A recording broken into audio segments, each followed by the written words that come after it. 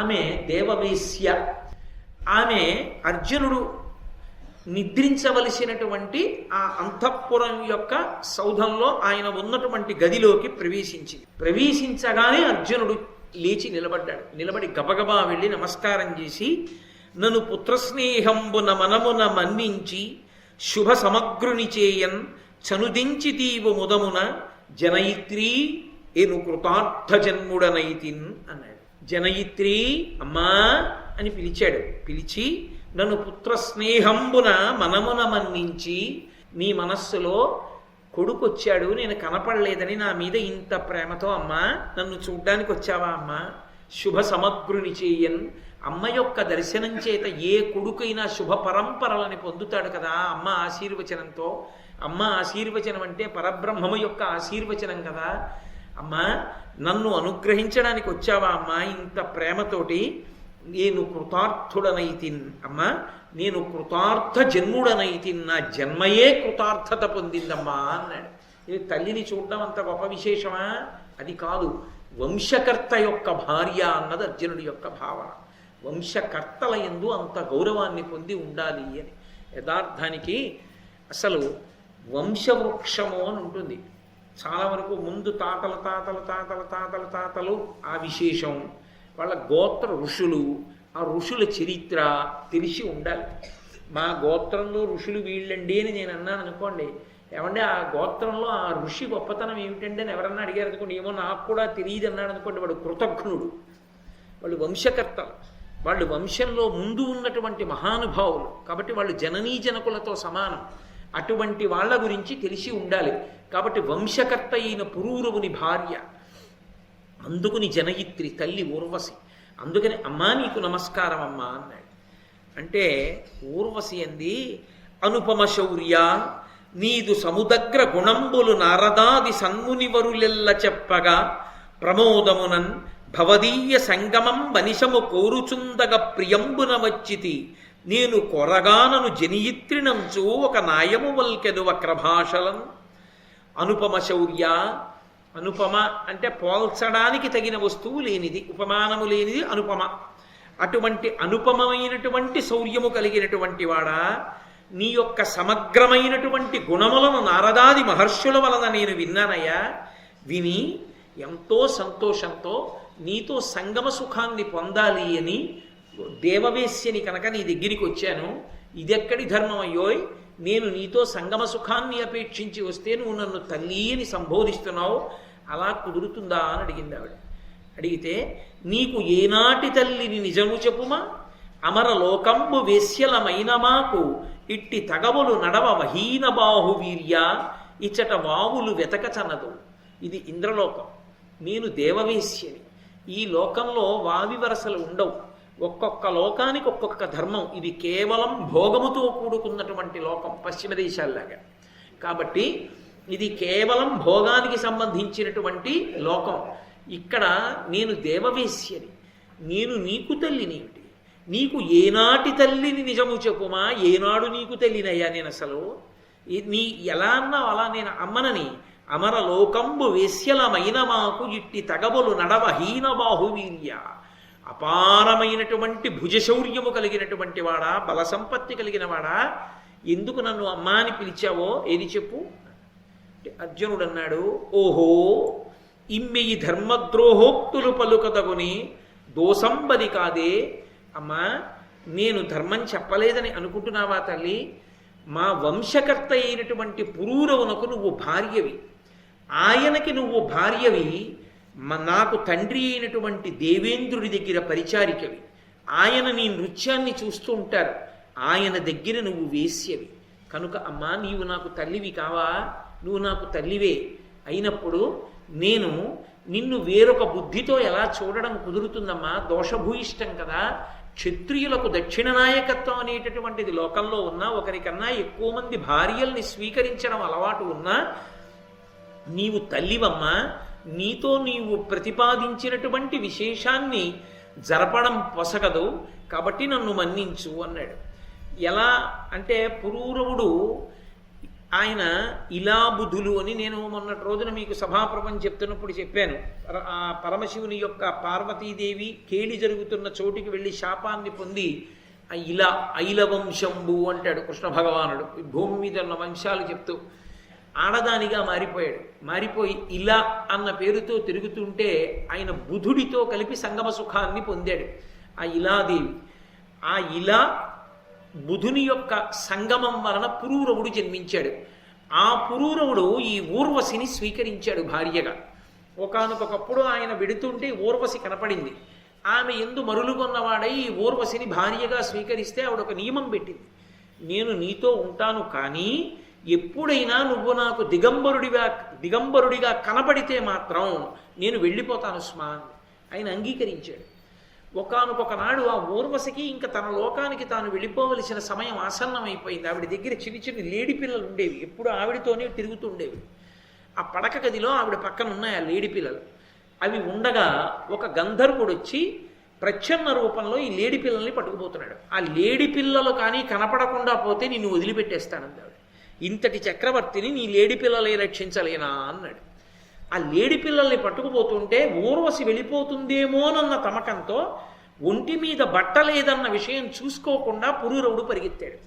నువ్వు నాకు దిగంబరుడిగా కనపడ్డావు కనుక నిన్ను విడిచిపెట్టేస్తున్నానని వెళ్ళిపోయింది ఊర్వశి. ఆ ఊర్వశి వెళ్ళిపోయిన తర్వాత అబ్బో దేవతల్ని ప్రార్థన చేశాడు, త్రేతాగ్నుల్ని సృష్టించాడు, తర్వాత మళ్ళీ ఊర్వశిని పొందాడు, ఆమె వల్ల సంతానాన్ని పొందాడు.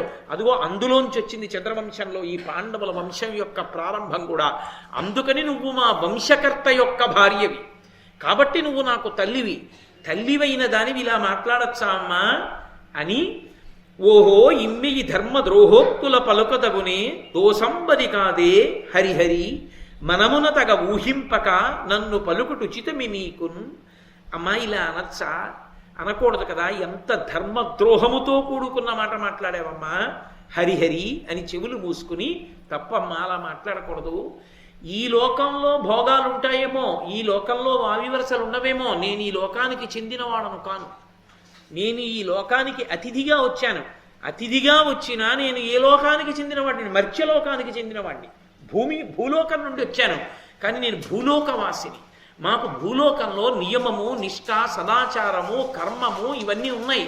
ఉన్నప్పుడు ఆచార భ్రష్టులమై మేము జీవించకూడదమ్మా. నేను భూలోకవాసిని, నాకున్నాయి వావివరసలు, నీకు లేకపోవచ్చు, ఇంద్రలోకంలో ఉన్నావు కనుక. కాబట్టి నీవు ప్రతిపాదించిన విషయాన్ని అంగీకరించడం నాకు సాధ్యమయ్యే విషయం కాదు అన్నాడు. అంటే ఊర్వశి అంటే ఆచారకాండకు ఎంత ప్రాధాన్యతని చూపిస్తోందో భారతం మనకు అర్థమవుతుంది.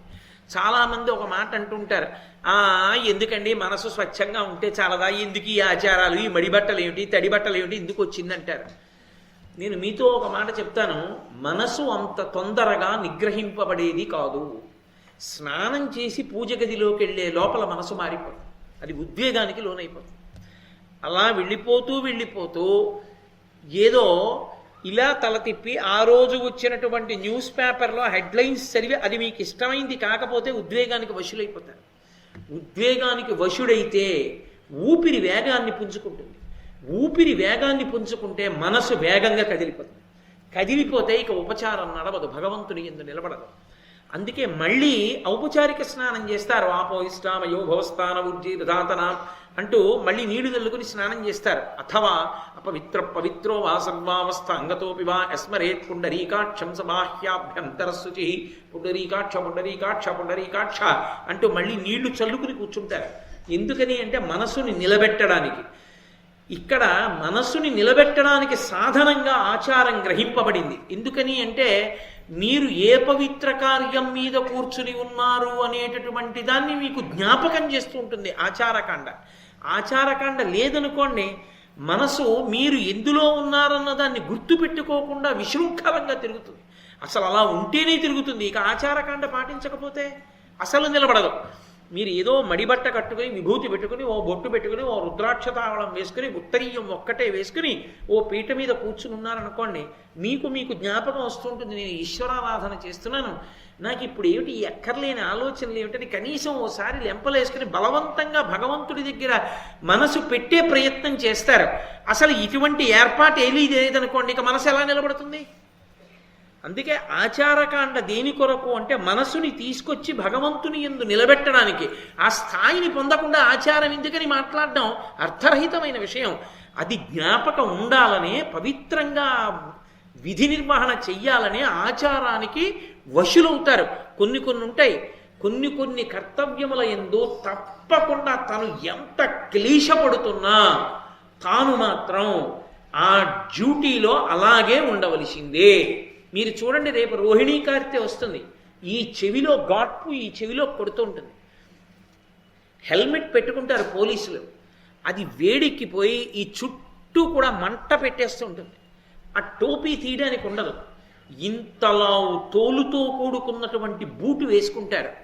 కాకి రంగు బట్టలు, దుక్కగా ఉన్న బట్టలు వేసుకుని, ఇంతలా బెల్ట్ పెట్టుకుని, దాని మీద ఏవేవో పెట్టుకుని, ఓ టోపీ పెట్టుకుని ఉక్కపోయడానికి, బాగా చెమటపట్ట పైన హెల్మెట్ ఏదో పెట్టుకుని, మండు టెండలో 4 వీధుల కూడలలో నిలబడి ఆ వాహనాల యొక్క పొగ అవి వెడుతున్నప్పుడు ఘర్షణకి ఎంత వేడి పుడుతుందో. ఒక్క 2 నిమిషాలు ఆగడానికి మనకి బద్ధకం. అక్కడ ఓవర్ బ్రిడ్జి దిగుతూ ఎక్కడ దాని చుట్టూ తిరిగి వెళ్ళాలో అక్కడ తిరగడానికి బద్ధకం. దిగిలా వెళ్ళిపోయేవాడు, ఆ పక్క నుంచి వెళ్ళిపోయాడు, ఈ పక్క నుంచి వెళ్ళిపోయేవాడు. ఒక్క ఫర్లాంగు దూరం వెళ్ళడానికి క్రమశిక్షణతో ఉండడానికి ఇష్టం లేని వాళ్ళని, సెల్ ఫోన్ ఇలా పెట్టుకుని మాట్లాడుతూ వెహికల్స్ డ్రైవ్ చేసే వాళ్ళని, ఒక్కడు 4 వీధుల కూడలలో నిలబడి వాళ్ళ క్షేమం కోసం తాను వెళ్ళి ఏ పక్కనో కూర్చుని, చల్లగాను పక్కన ఏ ఏటీఎం కౌంటర్ ఉంటే ఇందులో నేను కాసేపు కూర్చుంటానంటే ఏం కాదంటారంటే పోలీస్ కానిస్టేబుల్ ఏసీలో కూర్చోవచ్చు, కానీ తను అక్కడ కూర్చుంటే ఏ ప్రమాదం జరుగుతుందోనని 10 మంది సంక్షేమం కోసం అంత ఎండలో వడగాడ్పు కొడుతుందని అందరూ వెళ్ళిపోతుంటే, అంత రోహిణీ కార్తిలో ఒక పోలీస్ కానిస్టేబుల్ నిలబడుతున్నాడంటే అతనికి తన విధి పట్ల దీక్షతో అలా నిలబడడానికి కావలసినటువంటి ఆ భావన బాగా నిలబడిపోవడానికి, అంకిత భావం ఏర్పడడానికి ఆ కాకి బట్టలు వేసి నిలబెడతారు. ఆ బట్ట ఆచారకాండ. నీకు భగవదారాధన యందు ఆచారకాండని నిరసిస్తే నువ్వు ఇతరమైనటువంటి వాటిల్లో ఆచారకాండని ఎందుకు అంగీకరించగలుగుతున్నావు? ఏం అక్కడ పనికొచ్చిన ఆచారకాండ ఈశ్వరానుగ్రహానికి చేసేటటువంటి ఆ సాధన యందు ఎందుకు తప్పయింది? సరిగ్గా అర్థం చేసుకుంటే ఏది ఎందుకు పెట్టారో తెలుస్తుంది. మెట్ట వేదాంతంతో మాట్లాడాలని 10 మందిని పాడు చెయ్యాలనుకున్న వాడు ఏమైనా మాట్లాడచ్చు. ఈ దేశంలో ఏది మాట్లాడడానికి ఏది రాయడానికి అభ్యంతరాలు లేవు కనుక. కాబట్టి మహానుభావుడైనటువంటి అర్జునుడు ఆచారకాండకి అంత ప్రాముఖ్యత ఇచ్చి మాట్లాడాడు. నేను భూలోకవాసిని, నాకు విధి నిషేధములు ఉన్నాయి. ఏది చెయ్యకూడదో అది చెయ్యకూడదు, ఏది చెయ్యాలో అది చెయ్యాలి. కాబట్టి నీవు స్వేచ్ఛావిహరిణి అయి ఉండొచ్చు, ఇక్కడ వావి వరసలు లేకపోవచ్చు, నేను అలా ప్రవర్తించకూడదు, నేను అలా ప్రవర్తించనన్నాడు. అమ్మా అని పిలిచాడు. అమ్మా అని పిలిచినందుకు తన కర్తవ్యం. ఒకవేళ ఏదైనా అనకూడని మాట ఆవిడ నోటి వెంట శాపరూపంలో వచ్చినా అనుగ్రహం తల్లి అని నమస్కరించి ఊరుకోవడం తప్ప ప్రతిశాపం ఇవ్వకూడదు. అది ధర్మం అంటే. అందుకే ఊర్వశి కోపగించి నిన్ను వలచి వచ్చాను, నువ్వు నా కోరిక వమ్ము చేసి ఏదో గొప్ప గొప్ప వేదాంతాలన్నీ మాట్లాడావు, అందుకే ఒక స్త్రీ కోరిక తీర్చలేకపోయావు కనుక నువ్వు నపుంసకుడవై భూలోకంలో మానినీ లోకం యొక్క మధ్యలో మానరహితుడవై ప్రవర్తించు అని శాపవాక్కు విడిచిపెట్టి వెళ్ళిపోయి. కానీ ఎవడు ధర్మాన్ని నమ్ముకున్నాడో వాడికి శాపవాక్కు ఇయ్యబడినా అది కూడా వాడికి అనుగ్రహమే అవుతుంది తప్ప వాడిని పాడు చేసేది కాదు. అది కూడా భగవంతుని యొక్క అనుగ్రహంగానే భాషిస్తుంది. మరునాడు తెల్లవారింది. ఇంద్రుడు వచ్చాడు, చూశాడు. తెలుసుకున్నానయ్యా, రాత్రి ఊర్వశి నీ శయనాగారానికి వచ్చింది. పరమధర్మంతో నువ్వు మాట్లాడిన మాటలు కూడా విన్నాను. నువ్వేం బెగ్గ పెట్టుకోకు, ఇది నీకు ఈశ్వరుని యొక్క అనుగ్రహం. భూలోకంలో 12 ఏళ్ళు అరణ్యవాసం చేసిన తరువాత అజ్ఞాతవాసం చెయ్యాలిగా 1 సంవత్సరం. ఇంత తేజోమూర్తివైన నువ్వు ఏ వేషం కట్టి ఎక్కడ దాక్కుంటే లోకానికి తెలియకుండా ఉంటావు. ఇప్పుడు ఊర్వశి ఇచ్చినటువంటి శాపమే నీకు అనుగ్రహం అవుతుంది. ఆ అనుగ్రహమైనటువంటి కారణం చేత నువ్వు ఎక్కడ నువ్వు అజ్ఞాతవాసం చేస్తావో అక్కడ అంతఃపురంలో మానవుల మధ్య స్త్రీల మధ్య నృత్యాన్ని నేర్పుతూ కేవలం ఒక నృత్యం చెప్పేటటువంటి అధ్యాపకుడిగా ఇంత శౌర్యాన్ని పక్కన పెట్టి బ్రతుకుతావు. దానివల్ల నీ అజ్ఞాతవాసం క్షేమంగా గడిచిపోతుంది. కాబట్టి నీకు ఈ పేడితనం వచ్చింది, దానితో పాటుగా 10 మందికి సంగీతం చెప్పి నృత్యం నేర్పగలిగిన శక్తి కూడా నువ్వు పొందితే అర్జున, అజ్ఞాతవాసం పూర్తి చేయడానికి అది సాధనంగా ఉంటుంది. కాబట్టి ఈ అరణ్యవాస కాలాన్ని దానికి అనువుగా మీరు ఉపయోగించుకోండి. ఎలాగో 12 ఏళ్ళు నువ్వు అంతఃపురంలో ఉండక్కర్లేదు, యుద్ధాలు చేయక్కర్లేదు, పరిపాలన చెయ్యక్కర్లేదు, ఈ కాలాన్ని సద్వినియోగం చేసుకోండి అన్నాడు. అని వజ్రాస్త్రమాదిగా వరదుడై వివిధ దివ్యాస్త్రముల్ పార్థున కమరనిచ్చి తత్ప్రయోగంబులు తద్రహస్యంబులు తన్నివర్తనములు దడయ కపుడ దయనుపదేశించి దారుణాహవములంద విజేయ వీర్యుండవగము పేర్మినని మహాసౌహార్ధుడై చిత్రసేనుడం గంధర్వ పతితోడ గారవమున వజ్రధరుడు గీత వాద్య నృత్యంబులు గరప పంచబార్ధు గడగి ఇట్టు అమరనాథునొద్దన అర్జునుండుండా ఏ నేడులరిగే ఇట మహీతలమున. ఆ ఇంద్రుడు నీకు నేను వజ్రాయుధాన్ని ప్రయోగించడం, ఉపసంహారం చేయడం మొదలైనటువంటి మంత్రములతో నీకు దీన్నంతటినీ అనుగ్రహిస్తున్నానని ఆ వజ్రాయుధాన్ని ఇచ్చాడు. ఇచ్చి భయంకరమైనటువంటి యుద్ధములలో కూడా నీవు శత్రువుల్ని పరిమార్చి విజేతవై నిలబడదువుగాక అని ఆశీర్వదించి చిత్రసేనుడనేటటువంటి గంధర్వపతిని పిలిచి, నువ్వు మా అబ్బాయికి అర్జునుడికి కొన్నాళ్ల పాటు నృత్యము సంగీతము నేర్పించవయ్యా. ఆ 2 నేర్చుకుంటే మా వాడికి అజ్ఞాతవాస కాలంలో ఉపయోగపడుతుందని అర్జునుడిని పరమ ప్రేమతో ఆ ఇంద్రసేనుడి దగ్గర ఆ విద్యను నేర్చుకోమని పంపించాడు. అందుకే దీన్ని ఆరణ్య పర్వము అని పిలుస్తారు. ఆరణ్య పర్వము అని పిలవడానికి కారణం ఏమంటే, వేదములన్నిటినీ కూడా 3 భాగములుగా మాట్లాడతారు పెద్దలు. సంహిత, బ్రాహ్మణము, ఆరణ్యకము అని పిలుస్తారు. ఇందులో సంహిత అంటే సంకలనమైనది అని గుర్తు. ఒక వేదంలో ఉండేటటువంటి మంత్రాలు చెల్లాచెదరగా అటు ఇటు పడి ఉన్న వాటినన్నింటినీ తీసుకొచ్చి సంకలనం చేసి దేన్ని ఎక్కడ దేని తర్వాత చదవాలో ఏర్పాటు చేసి కూర్పు చేసి పెట్టినటువంటి విధి విధానమునకు దాన్ని సంహితాభాగము అని పిలుస్తారు. ఈ సంహితాభాగాన్ని వేదంలో మళ్ళీ తీసుకొచ్చి బ్రాహ్మణాలుగా మారుస్తారు. బ్రాహ్మణాలుగా మార్చడము అంటే ఒక్కొక్కరికి ఒక్కొక్క కోరిక ఉంటుంది. ఒకడు సంతానాన్ని పొందాలనుకుంటాడు, ఒకడు యుక్తమైనటువంటి యువతిని వివాహం చేసుకోవాలనుకుంటాడు, లేకపోతే ఒక ఆడపిల్లకి మంచి వరుడు కావాలని కోరుకుంటుంది, కొంతమందికి ఐశ్వర్యం కావాలని కోరుకుంటుంది, కొంతమందికి ఇల్లు కట్టుకోవాలని కోరుకుంటుంది.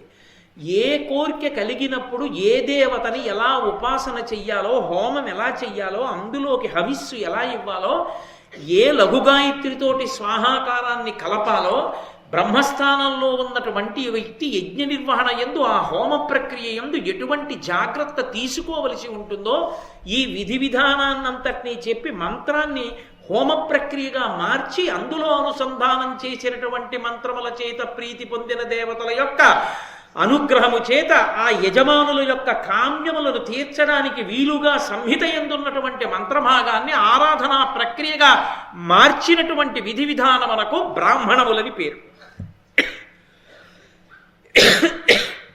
వాటిని బ్రాహ్మణాలు అని పిలుస్తారు. 3వది ఉంటుంది, వాటిని ఆరణ్యకములు అంటారు. ఆరణ్యకములు అసలు యజ్ఞం ఎందుకు చెయ్యాలి, యాగం ఎందుకు చెయ్యాలి, హోమ ప్రక్రియ ఇలా ఎందుకుంటుంది, వేదంలో మంత్రభాగం అలా ఎందుకుంటుంది, వేదంలో ఎక్కడెక్కడ ఏ ఏ మంత్రాలు ఉంటాయి, ఈ మంత్రాల వెనక ఉండే తాత్పర్యం ఏమిటి, దీన్ని బాహ్యంలో కర్మాచరణకి ఉపయోగించినట్టుగా లోపల జ్ఞానావిర్భావము కొరకు ఎలా ఉపయోగించవచ్చు, వీటి తాత్పర్యం ఏమిటి, వీటి తాత్పర్యం ఎలా లోపల మననం చెయ్యాలి అని ప్రశాంతంగా ఏకాంతంగా ఉండడానికి అనువైనటువంటి ప్రదేశాన్ని ఎంచుకుని అక్కడ కూర్చుని వీటినన్నింటినీ కూడా పవిత్రమై తానుండి శౌచముతో ధ్యానము చేసి జ్ఞానమును పొందడానికి వీలైనటువంటి స్థితిని పొందడానికి యోగ్యమైన ప్రక్రియను అందించేటటువంటి స్థితికి ఆరణ్యకమని పేరు. దాని చేత దేవతానుగ్రహం కలుగుతుంది. ఎక్కడ కలిగింది? అరణ్యకాండ, అరణ్య పర్వము అని పేరు. వనపర్వము అని సంస్కృతంలో పిలుస్తుంటారు. అదే ఆరణ్య పర్వం అయింది. ఎందుకయింది ఆరణ్య పర్వం? అరణ్యంలో ప్రవేశించింది మొదలు గంగానది ఒడ్డుకు వెళ్ళగానే నిత్యాగ్నిహోత్రీకులైనటువంటి వారు నిరంతరము వేదపఠనం చేసేటటువంటి కొన్ని వేల మంది బ్రాహ్మణులు ధర్మరాజు గారితో అరణ్యంలోకి వస్తానన్నారు. వాళ్ళందరికీ అన్నం పెట్టడం కోసం అన్నదాత అయినటువంటి ఆదిత్యుడి యొక్క అనుగ్రహాన్ని పొంది అక్షయ పాత్రని పొంది దానితో ఇన్ని వేల మంది బ్రాహ్మణులకు అన్నం పెడుతున్నారు. నియమం ఏమిటి? బ్రహ్మచర్యాన్ని పాటిస్తూ కృష్ణాజినాన్ని కట్టుకుని కందమూలాలు తింటూ వాళ్ళు అరణ్యంలో ఉండాలి. పరమ సాత్వికమైనటువంటి మునివృత్తిలో సాత్వికాహారం తింటూ రాజసమైనటువంటి గుణాలకి దూరంగా, అందుకే దానికి ఆరణ్యకములని పేరు. ఎక్కడో అరణ్యంలో ఏకాంత ప్రదేశంలో కూర్చుని ధ్యానం చేసి చింతన చెయ్యవలసినటువంటి విషయాల్ని పరమేశ్వరుడి అనుగ్రహంగా తమంత తాముగా వచ్చిన కొన్ని వేల మంది నిత్యాగ్నిహోత్రీకులైన బ్రాహ్మణులు వాళ్ళు ఉత్తినే కూర్చుంటారా? ప్రతిరోజు వేదాల్లోంచి మంత్రాలు చదువుతుంటే ధర్మరాజాదులు కూర్చుని ప్రశాంతంగా ఇంకొక పని లేదు కనుక ఈ మంత్రాలకు అర్థం ఏమిటి, ఈ హోమ ప్రక్రియకి అర్థం ఏమిటి, దీని వెనక ఉన్న తాత్పర్యం ఏమిటి, అదే వింటూ అదే ఆలోచిస్తూ దాని గురించే ధ్యానం చేస్తున్నారు. దాని గురించి ధ్యానం చేసి తెలుసుకున్నంత మాత్రం చేత దేవతల యొక్క అనుగ్రహం కలుగుతుంటుంది. అలా అనుగ్రహం కలిగినటువంటి కారణం చేత ఎవరికి ఏది అవసరమో అది సమకూరుతుంది. అందుకే ఆ ఆరణ్య పర్వంలోకి ప్రవేశించిన దాదిగా ధర్మరాజు గారికి సూర్య భగవానుడి వల్ల అక్షయ పాత్ర వచ్చింది. అర్జునుడికి పరమశివ దర్శనమైంది, పాశుపతాస్త్రం వచ్చింది. యమధర్మరాజు గారి దర్శనమైంది, వరుణుడి దర్శనమైంది, అలాగే ఇంద్రుని యొక్క దర్శనమైంది, వరుణుడి దర్శనమైంది. వీళ్ళందరూ కూడా అనేకమైన అస్త్రములు ఇచ్చారు. ఏకంగా రథం ఎక్కి అమరావతికి వెళ్ళాడు, స్వర్గలోక దర్శనమైంది.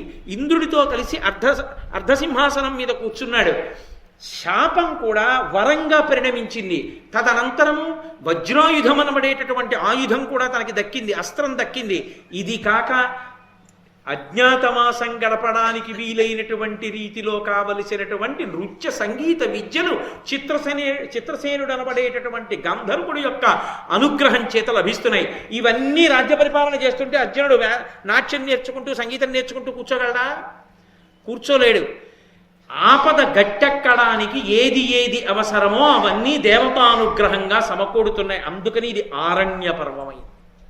కాబట్టి ఆరణ్య పర్వాన్ని వనపర్వాన్ని చదువుకోవడం అంటే వీళ్ళు ఏ అనుగ్రహాలు పొందుతున్నారో అది చదువుకున్న వాళ్ళు, అది విన్నవాళ్ళు కూడా అదే అనుగ్రహాన్ని పొందుతారు. అందుకు మహాభారతం చెప్పుకోవడం, మహాభారతం చదవడం, దేవాలయాల్లో మహాభారతం చెప్పడం అనేటటువంటిది విశేష ప్రక్రియగా ఎందుకు వచ్చిందంటే ఎక్కడ మహాభారతం చెప్పబడుతోందో అక్కడికి దేవతలందరూ వస్తారు. నేను చెప్తున్న మాట కాదది, పరమాచార్య వంటి మహాపురుషులు చెప్పిన మాట. దేవతలందరూ వస్తారు. వాళ్ళందరూ ఒక విశేషమైన పని చేసి వెళ్ళిపోతారు. ఎవరు మూల విరాట్ ఉంటారో వారి యందు తమ అనుగ్రహాన్ని నిక్షేపించి వెళ్ళిపోతారు. ఈ దేవాలయానికి తరువాతి కాలంలో వస్తారు భక్తులు. వాళ్ళ కోరికలు తీర్చమని దేవతానుగ్రహం అయ్యప్ప యందు నిక్షిప్తమవుతుంది. ఆ తర్వాత ఎవరు ఏ కోరికతో వచ్చినా వారికి కావలసిన అనుగ్రహం ఆయన నుండి ప్రసరణమవుతుంది. కాబట్టి కేవల మహాభారత ప్రవచనం చేత పఠనం చేత దేవతామూర్తులే శక్తివంతులవుతారంటే ఇక మనుష్యులు మహాభారతం వినకపోతే, మహాభారతం చదవకపోతే ఆ జీవితానికి అర్థమే ఉంటుంది. అందుకని ఆరణ్య పర్వం అంత శక్తివంతమైంది. కాబట్టి ఇలా నడుస్తుండగా స్వర్గలోకంలో ఆయన గడిపినటువంటి కాలం ఈ భూలోకంలో 5 సంవత్సరములకు సమానం. అప్పటికి 5 ఏళ్ళు అయిపోయింది. అర్జునుడు వెళ్ళి ధర్మరాజాదులు ఎంత బెంగ పెట్టుకుని ఉంటారు? చాలా బెంగ పెట్టుకున్నారు. ఇలా ఉండగా ఒక రోజున రోమశ మహర్షి అనబడేటటువంటి మహర్షి ఇంద్రలోకానికి అమరావతి నగరానికి వచ్చి ఆ ఇంద్ర సభాప్రవేశం చేసి ఆ ఇంద్రుని యొక్క అర్ధసింహాసనం మీద కూర్చుని ఉన్నటువంటి అర్జునుణ్ణి చూసి, ఏమయ్యా ఆయన ఎవరు? అర్ధసింహాసనం మీద కూర్చున్నాడు. ఇన్ని మాటలు ఇంద్రలోకానికి వచ్చాను కానీ ఇంత గొప్ప సత్కారాన్ని పొందిన వ్యక్తిని నేను చూడలేదు, నాకు ఆ విశేషం ఏమిటో చెప్పమన్నాడు. అంటే ఇంద్రుడు ఆయన ఆదిముని అర్జునుడిగా ఉన్నాడు, నా కుమారుడు.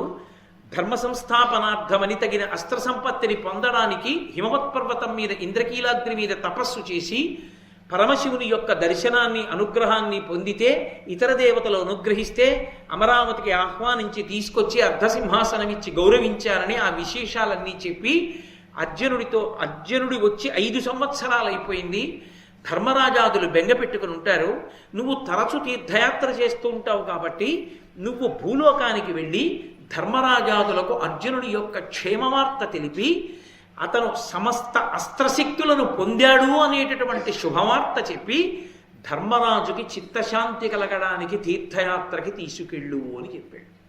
తప్పకుండా నేను ఈ ఉపకారం చేస్తానని రోమశ మహర్షి బయలుదేరారు. రోమశ మహర్షి ఒక ఆశ్చర్యకరమైనటువంటి స్థితి కలిగినటువంటి వాడు. ఆయన నిత్యబ్రహ్మచారి. ఆయన నిరంతరము తీర్థయాత్ర చేస్తుంటాడు, ఎప్పుడూ తీర్థయాత్ర చేస్తాడు. ఆయన తీర్థస్థలముల యందు నివాసం చేస్తూ ఉంటాడు. ఆయన చేసినటువంటి తీర్థయాత్రల చేత ఆయనకి ఎంత విశేషమైనటువంటి స్థితి ఏర్పడిందంటే స్వేచ్ఛాగమనంతో ఆయన కోరుకున్న లోకానికి ఆయన వెళ్ళగలిగినటువంటి వాడయ్యాడు. అందుకని ఆయన అన్ని లోకాలకి వెడుతూ ఉంటాడు, చూస్తూ ఉంటాడు, వస్తూ ఉంటాడు. యథార్థానికి అసలు తీర్థయాత్ర ఎలా చెయ్యాలి అన్నది వినాలి అంటే రోమశ మహర్షి నోటి వెంట వినాలి. ఆ రోమశ మహర్షి ధర్మరాజు గారి దగ్గరికి వచ్చి ధర్మరాజు గారిని తీర్థయాత్రకి తీసుకెడతాడు ఆరణ్య పర్వంలోని. ఎందుకంటే ధర్మరాజు గారిని తీర్థయాత్రకి తీసుకెళ్లడం విన్నంత మాత్రం చేత మనం తీర్థయాత్ర చేసిన ఫలితం రాదు. అందున రోమశ మహర్షి చిత్రం ఏమిటంటే ఆయనకి కొంతమంది శిష్యగణాలు ఉన్నాయి. ఆ శిష్యగణాలన్నీ కూడా రోమశ మహర్షులనే పేరు, వాళ్ళందరికీ కూడా రోమశులనే పేరు. ఆ రోమశులందరూ కూడా ఏ విధానాన్ని స్వీకరించారంటే తీర్థయాత్ర చేయడమే. వాళ్ళు ఎప్పుడూ తీర్థయాత్ర చేస్తూ ఉంటారు. ఇప్పటికీ శ్రీకాళహస్తి క్షేత్రంలో 2 గడపలు ఉంటాయి. మొదటి గడపకి రెండో గడపకి మధ్యలో రోమశ మహర్షి యొక్క శరీరాన్ని దాని కింద పెట్టారు అంటారు. అందుకే మొదటి గడప దాటి కంచు గడప దాటుతారు. దాటి లోపలికెళ్ళి ఒక్క శ్రీకాళహస్తి క్షేత్రంలో మాత్రం మన ఇష్టం వచ్చినట్టుగా లోపలికెళ్ళి దర్శనం చేసుకోకూడదు. అది వాయులింగం. దాన్ని దర్శనం చేయడానికి మన శౌచం సరిపోదు. అందుకే గణపతి దగ్గర ఉంటుంది ఒక ప్రత్యేకమైనటువంటి నరమృగ స్వరూపం ఒకటి ఉంటుంది. దాన్ని ముట్టుకోవాలి. దాన్ని ముట్టుకుంటే శౌచ సిద్ధి కలుగుతుంది. అందుకే లోపలికెళ్ళి ఇలా ఎడం పక్కకి తిరగగానే అదే ఉంటుంది. దాన్ని ముట్టుకున్నప్పుడు కాళహస్తి దేవాలయంలోకి ప్రవేశించాలి. అంత పవిత్రమైన ప్రఖ్యాతమైన దేవాలయం మన ఆంధ్రదేశంలో ఉండడం మనందరం కూడా సంతోషించదగ్గ విషయం. అటువంటి శ్రీకాళహస్తి క్షేత్రంలో ఇప్పటికీ ఈ రోమశ మహర్షి యొక్క విగ్రహం ఉంది. మీరు కాళహస్తి క్షేత్రంలో రాజద్వారం దాటి బయటికి వచ్చేసిన తర్వాత ఇలా ఎడం పక్కకి తల తిప్పి చూస్తే అక్కడ ఉన్న గోడలో చిన్న గూడు ఉంటుంది. ఆ గూడులో ఒక ఋషి కూర్చుని తపస్సు చేసుకుంటూ ఉంటారు. ఆ విగ్రహమే రోమశ మహర్షి యొక్క విగ్రహం. ఆ రోమశ మహర్షి దేవేంద్రుడి పనుపున అర్జునుడు అస్త్ర సంపదనంతటినీ పొందాడు అనేటటువంటి శుభవార్తని పాండవులకు చెప్పడం కోసమని భూమండలం మీదకి రావడానికి ఉద్యుక్తులయ్యారు. ఈలోగా వేదవ్యాసుడు ధృతరాష్ట్రుడి దగ్గరికి వెళ్ళారు. వెళ్ళి అర్జునుడు సమస్త అస్త్ర సంపదని పొందాడయా, సామాన్యమైన సంపద కాదు. మీరు అరణ్యవాసం చేయిస్తే ఏదో అరణ్యవాసం చేస్తూ నాశనం అయిపోతారని మీరు అనుకున్నారు. వాళ్ళు అలా ఏం చేయలేదు, ఆరణ్యవాసంగా మార్చుకున్నారు. దాన్ని మార్చుకుని అంతమంది యోగ్యులైన బ్రాహ్మణుల వలన గురువుల వలన అనుగ్రహం పొంది పరమశివ దర్శనం చేసి పాశుపతాస్త్రాన్ని పొందాడు. దేవతల దగ్గర అస్త్ర సంపద పొందాడు. కాబట్టి ఇప్పుడు అర్జునుడు దుర్నిరీక్షుడు. భీముడే గద పట్టుకుని అర్జునుడు ఆ గాంధీవాన్ని పట్టుకుని వస్తే నీ కొడుకులు ఎక్కడ నిలబడతారయా, సర్వనాశనం అయిపోతారు. నా మాట విని ఇప్పటికైనా పాండవులకు మేలు చెయ్యమని చెప్పి వెళ్ళిపోయారు. ఈ మాట వినగానే సంజీవుణ్ణి పిలిచాడు.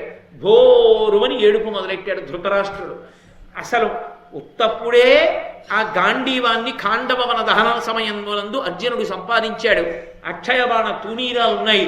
ఈ భూమిని బ్రద్దలు కొట్టగలడు తన బాణ పరంపరల చేత.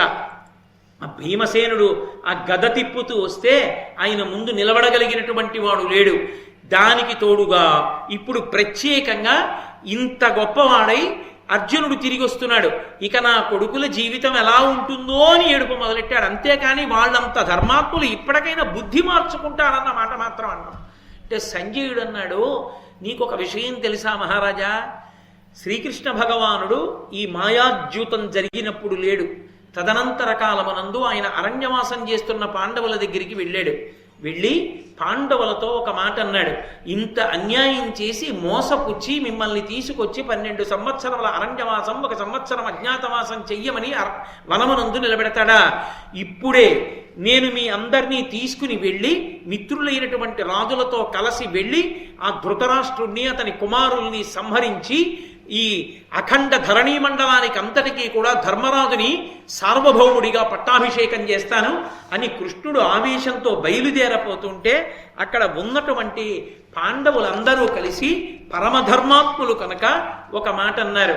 అయ్యో, మా కోసమని చెప్పి ఇప్పుడు నువ్వు యుద్ధానికి బయలుదేరడం ఎందుకయ్యా? బయలుదేరక్కర్లేదు. యుద్ధం జరిగినప్పుడు కృష్ణ ఒక్క ఉపకారం చెయ్యి, నువ్వు అర్జునుడి రథానికి సారథ్యం వహిస్తే చాలు అని అడిగారు. కాబట్టి కృష్ణ భగవానుడే అంతటి ప్రతిజ్ఞ చెయ్యబోయాడు. కాబట్టి ఎక్కడ నిలబడతారయా అన్నాడు. ధృతరాష్ట్రుడు ఏడుస్తూ, వృద్ధని, జాత్యంధుడని, బుద్ధి విహీనుడని, నన్ను పుత్రుడు బలదర్పోద్ధతుడై మెచ్చడు, అసంబద్ధంబులే కాని వినడు పలికిన పలుకుల్. నా కొడుకున్నాడే దుర్యోధనుడు, వాడు నన్ను ముషిలేడు అంటుంటాడు. జాత్యంధుడని, పుట్టుకతో గుడ్డివాడంటాడు. బుద్ధి విహీనుడని, బుద్ధిహీనుడు మా నాన్న అంటాడు. నిన్నెవడ పడమన్నాడు? నువ్వేం పెన్షన్ కూడా లేదు తండ్రివి కావుగా, మహారాజువుగా ఏ శాసనం చేసి కొడుకును ఒక్కడిని వదిలేలేవా? విదురుడు చెప్పాడుగా. ఏమయ్యా, నక్కనిచ్చి సింహాలని తెచ్చుకోలేవా అని అడిగాడు. ఒక నక్క దుర్యోధనుడు. ఆ నక్కను వదిలేయి 5 సింహాలు వస్తాయి. ఇంతకన్నా గొప్ప బేరం దొరుకుతుందా నీకు ప్రపంచంలో? ఎందుకు ఆ ఒక్కడిని పట్టుకుని అంత కాగిపోయి ఏడుస్తో? వదలమని చెప్పాడుగా, మరి వదలకపోవడమే. చేతిలో అధికారం ఉందిగా, ఎవడి మీదో పెట్టి ఏడవడం ఎందుకు? తన కొడుకు మాట వినకపోతే ఆ కొడుకుకి బుద్ధి చెప్పడం, దూరంగా ఉంచడం తండ్రి చెయ్యాలి. ఆ రెండూ చెయ్యని వాడు అప్రయోజకుడైనటువంటి తండ్రి. కొడుకు చెడుగైనచో తండ్రి తప్పు, కూతురు చెడుగైనచో తల్లి తప్పు, అశ్వంబు చెడుగైన అశ్వారోహకని తప్పు, ప్రజలు చెడుగైనచో రాజు తప్పు. ఎవరు చెడిపోతే ఎవరిది తప్పో నీతిశాస్త్రం నిర్ణయం చేసింది. కాబట్టి ఎప్పటికప్పుడు ఏదో ఒక నెపాన్ని వెతుకుతాడు తప్ప తాను మాత్రం చెప్పడు ఎవరికి బుద్ధి. అసంబద్ధంబుల కాని వినడు పలికిన పలుకుల్. పనికి మాలిన మాటలు వింటాడు కానీ నా మాటలు వినడయ్యా. ఎప్పుడైనా చెప్పాడా మంచి మాటలు? అసలు వద్దురా అని ఇలా వేలు చూపించి భయపెట్టాడా? సంజయుడి దగ్గర ఎందుకు ఈ దొంగేడుపు అంటే, ఇంకా ఆశ ఏమిటంటే ఎప్పటికైనా పాండవులు నశించిపోతారా? ఇంకా ఉందిగా 7 ఏళ్ళు, పాడైపోతారా? ఎంత ఆశో! రామకృష్ణ పరమహంస చెప్తుండేవారు. ఒక త్రాచుపం కప్పని పట్టుకుంది. అది పెద్ద కప్ప కాబట్టి ఈ విషం ఎక్కితే చచ్చిపోతుంది. ఎంతసేపట్లో చచ్చిపోతుంది? త్రాచుపం నోట్లో పడ్డ కప్ప 5 నిమిషాల్లో చచ్చిపోతుంది. దాని కోరల్లో విషం ఎక్కిగానే. అది పట్టుకుంది, వదలదు. ఇది గిలగిల కొట్టుకుంటోంది విషం ఎక్కి. ఇక నోరొక్కటే బయటికి ఉంది ఆ కప్పది. ఈ బయటికి నోరొక్కటే ఉండి స్పృహ తప్పిపోతున్న కప్ప అలా వెళ్ళిపోతున్న ఈగని పట్టుకోవడానికి నాలిక చాపింది. అప్పుడు కూడా ఇంకా ఈగని తినాలని ఆశపడిన కప్పలా ఇప్పుడైనా పాండవులకి ఏదైనా జరగకపోతుందా అని ఆశపడతాడు తప్ప 5 ఏళ్లలో ఇంత వృద్ధి పొందిన వాళ్ళు మిగిలిన 7 ఏళ్లలో ఎంత గొప్ప వాళ్ళు అవుతారో ధర్మాన్ని పట్టుకుని వాళ్ళు నా కొడుకులని చెప్పుకుని నేనెంత పొంగిపోవచ్చు అని మాత్రం ఆలోచించడం. అది మూర్ఖత్వం అంటే. కాబట్టి ఈ మాటలు చెప్తే సరే, చెప్పవలసివి చెప్తాం. ఎన్ని మాటలు చెప్పినా, నేను చెప్పినా, విదురుడు చెప్పినా అదే, నువ్వు చెప్పినా అదే. ఇదే ప్రశ్న, ఇదే జవాబు. మన బోధలు అలాగే ఉంటాయి. అయినా మంచి చెప్పడం మా కర్తవ్యం, చెప్తుంటే ఉంటాం అనుకుని సంజయుడు అనుకున్నాడు. తర్వాత అక్కడ వనవాసం చేస్తున్నటువంటి ధర్మరాజు దగ్గరికి వెళ్ళి భీముడు అన్నాడు, సమయాబ్దంబుల కంటే ముందర మహోత్సాహంబునన్ బాహుమిక్రమమొప్పన్ విజయుండు నేను తగ సంగ్రామంబులో ఏకకాలంబున ఏకకాలంబున ఆ ధృతరాష్ట్రాజాధముల నెల్లం చంపి భూచక్రరాజ్యము చేకొందుము కౌరవేంద్ర మురజిత్సఖ్య ప్రసాదంబునన్. ఓ ధర్మరాజా, మోసాన్ని మోసంతో జయించడంలో తప్పేమీ లేదయ్యా. మనం 12 ఏళ్ళు పోయేటప్పటికీ మనకి పరిచయమైనటువంటి వాళ్ళందరూ దూరం అయిపోతారు. అవతల దుర్యోధనుడు బాగా ఊంచుకుంటాడు ప్రజల్లో. అందుకని ఊంచుకోకముందే దండయాత్ర చెయ్యాలి. కాబట్టి ఎలాగైనా అర్జునుడు నేను తొందరగా కృష్ణ భగవానుడితో కలిసి దండయాత్రకు వెళ్ళిపోయి ధార్తరాష్ట్రుల్ని చంపేస్తాం, నీకు పట్టాభిషేకం చేసేస్తాం. ఒకవేళ 12 ఏళ్ల అరణ్యవాసం 1 సంవత్సరం అజ్ఞాతవాసం చెయ్యకుండా బయటికి వస్తే సభలో పెద్దలైన వారితో కలిసి సత్యభంగం చేసిన నేను కూర్చోవడానికి అర్హత కోల్పోతానని మనసులో ఏమైనా దిగులు పెట్టుకున్నవాడవి నువ్వైతే నేను ఒక మార్గం చెప్తాను విను. నేను నలుగురం వెళ్ళిపోతాం, వెళ్ళిపోయి వాళ్ళని చంపేసి రాజ్యం అంతా సిద్ధం చేసేస్తాం. నువ్వు చేసి వచ్చేయి 13 ఏళ్ళు. 12 ఏళ్ల అరణ్యవాసం 1 సంవత్సరం అజ్ఞాతవాసం నువ్వు చేయి. పెద్దవాడివి కనుక, ధర్మాత్ముడివి కనుక చేసి రాగానే నీకు పట్టం కడతాం. పట్టం నీకే కడతాం, నువ్వే సార్వభౌముడవు. కానీ ఈ లోపల మేము అక్కడ తెమిల్చేస్తామంటే పగని అణుచుకోలేడు. వాళ్ళు పెట్టినటువంటి కష్టాలు మనసుని గుచ్చినప్పుడల్లా అన్నయ్య అనుమతిస్తే కొట్టేయడమే అనుకుంటుంటాడు. అంత ఆ ఉద్రేకం భీమసేనుడి. కాబట్టి ధర్మరాజు గారికి తెలుసు దేన్ని ఎలా చల్లార్చాలో బాగా తెలుసున్నటువంటి ప్రజ్ఞాశాలి. అందుకు కదా తిక్కన గారు మెత్తని పులిని పిలిచాడు. వెంటనే భీమసేనుణ్ణి గట్టిగా కౌగిలించుకుని దగ్గరికి తీసుకుని మూర్కొని, అంటే బ్రహ్మస్థానమునందు ముద్దు పెట్టుకున్నాడు. ముద్దు పెట్టుకుని గట్టిగా కౌగిలించుకుని తొడ మీద కూర్చోబెట్టుకుని, తమ్ముడా ఎంత గొప్పగా మాట్లాడావురా, ఎంత ప్రేమరా నీది, ఎంత ఆలోచనరా, ఇన్ని తెలివితేటలతో మాట్లాడావురా. కానీ నాన్న నేను ఒక్క మాట చెప్తాను విను. అనలునకు గాట్పు తోడైన ఎట్టు ఇంద్ర తనయునకు నీవు తోడైన దడయ కాజి బోరి రిపులకు బ్రతకంగమోల అయినా అనగా ఇది కోపమునకు అనవసరంబు. గాలికి మంట తోడైతే రెండూ కలిపి ఎలా కాల్చేస్తాయో అలా అర్జునుడు నువ్వు తోడైతే నిలబడతారా? ధార్తరాష్ట్రులో నిలబడలేరు, మీరిద్దరూ కలిపి కొట్టేయగలరు, అందులో సందేహమేం లేదు. కానీ నాన్న ఇది కోపం తెచ్చుకోవడానికి సమయం కాదు. నేను చెప్తాను కదూ సమయం ఎప్పుడో. ఉద్రేకపడిన భీమసేనుణ్ణి ఎప్పటికప్పుడు ధర్మం కోసం ఆప్ చేస్తుంటాడు. అయితే ఇంత ఉద్రేకం ఉన్న భీమసేనుడి దగ్గర ఒక గొప్ప లక్షణం ఉంది. అన్నగారు ఇలా అన్నాడు అనుకోండి వెళ్ళిపోతాడు తప్ప, నువ్వు ఇలాగే మాట్లాడతావు నేను వెళ్ళిపోతాను అనడం. అది ఆ అన్నదమ్ముల్లో ఉన్నటువంటి గొప్పతనం. కాబట్టి ఈ మాటని 13 ఏండ్లు పోయిన పదపడి పార్థుండు నీవు పరనృపతుల దుర్మదుల వధించి విజయాస్పద బాహుల రగుడు ధర్మ పరిరక్షకులై. 13 ఏళ్ళు పూర్తయిపోనివరా, పూర్తయిపోగానే నువ్వు కోరుకున్నట్టే నువ్వు అర్జునుడు కలిసి ఆ ధార్తరాష్ట్రుల మీదకి యుద్ధానికి వెళ్ళి వాళ్ళనే కాదు అధర్మమునకు వంత పాడుతూ నిలబడినటువంటి సమస్త రాజన్యులను సంహరించి ధర్మానికి పట్టాభిషేకం చేద్దురుగాని. ఆనాడు గెలిచిన చేతులతో మీరు తిరిగి వస్తుంటే ఆ సంహారం చేసి వస్తున్న మీ చేతుల్ని చూసి నేను మురిసిపోతాను రా అన్నాడు. ఏదో ఉత్సాహపరిచాడు కదూ, సంతోషపడిపోయి భీమసేనుడు ఊరుకున్నాడు. అక్కడితో ఇవాల్టి నా ఉపన్యాసాన్ని అందరూ శుభప్రదంగా మంగళప్రదంగా ఉన్నారు అన్న చోట ఆపు చేస్తాను. ఎందుకంటే నేను ఒక్క అడుగు ముందుకేస్తే అద్భుతమైనటువంటి నలోపాఖ్యానం వచ్చేస్తుంది. ఇందులో కొన్ని ఘట్టాలకి ఫలశ్రుతి చెప్పారు నన్నయ్య గారు. ఈ ఘట్టాల్ని విన్నంత మాత్రం చేత మనసు చల్లబడుతుంది. భగవంతుని యొక్క అనుగ్రహంతో ఎప్పటి నుండో కరుపు తేరి నిలబడిపోయిన సమస్యలకి పరిష్కారాలు దొరుకుతాయి దేవతానుగ్రహంతో. ఒక్క ఆరణ్య పర్వమే అంత గొప్పది. విరాట పర్వం ఎంత గొప్పదో ఆరణ్య పర్వం అంత గొప్పది. అంతమంది ఋషులు, అంతమంది దేవతల గురించి ఆ చర్చ వస్తూ ఉంటుంది. కాబట్టి రేపటి రోజు మళ్ళీ సాయంకాలం 6:30 కలుసుకొని కృష్ణ భగవానుడు పలికించినంత మేర పలికి మీరు విని ధన్యులవుదాం. మంగళాశాసనపరై పదాచార్య పురోగమై సర్వైశ్చ పూర్వైరాచార్యై సత్కృతాయాస్తు మంగళం. మంగళం కోసలేంద్రాయ మహనీయ గుణాత్మనే చక్రవర్తి తనూజాయ సర్వభౌమాయ మంగళం. ఉమాకాంతాయ కాంతాయ కామితార్థప్రదాయిని శ్రీగిరీశాయ దేవాయ మలినాథాయ మంగళం. సర్వం శ్రీ ఉమామహేశ్వర పరబ్రహ్మార్పణమస్తు. స్వస్తి.